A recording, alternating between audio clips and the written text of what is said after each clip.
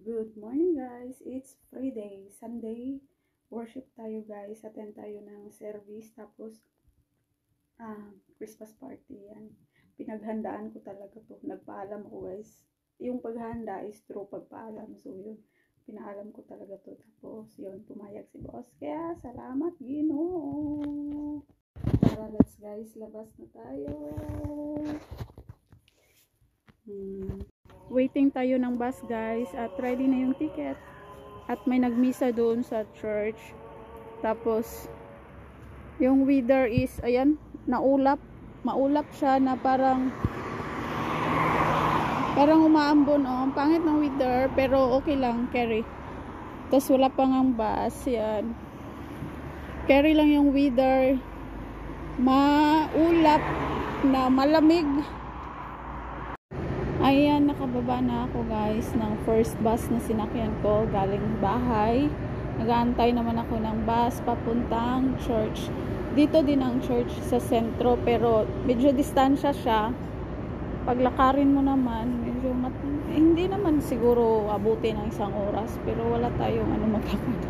So ayan, yan yata yung bus na sasakyan ko. Papasok na siya. Ay, hindi pala, 35 siya guys. Ang sakyan guys, lalong lumamig kasi nag-foggy talaga siya.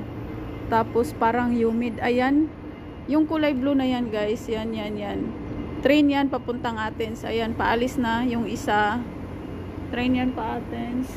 Tapos wala pa rin bus hanggang ngayon. Mag-aantay tayo hanggang sa dumating. Mas ramdam ko yung lamig na nakatambay ako guys, my god. Pero carry lang to guys. Sa wakas papunta na tayo ng church, at nakasakay din ako ng bus. Nagtanong ako dun sa driver, sa bus driver. Ang sagot sa akin guys, maganda yung church.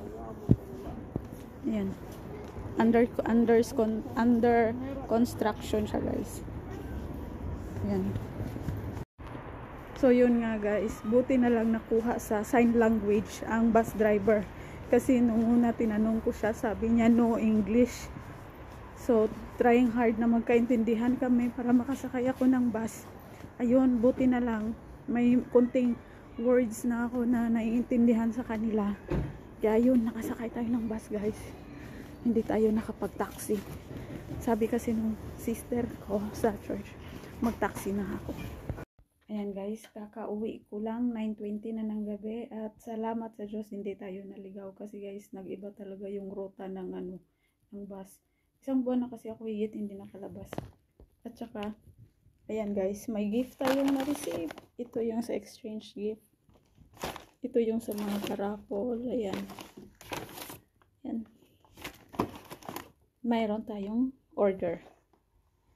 May baon tayong bihon ang laman yan.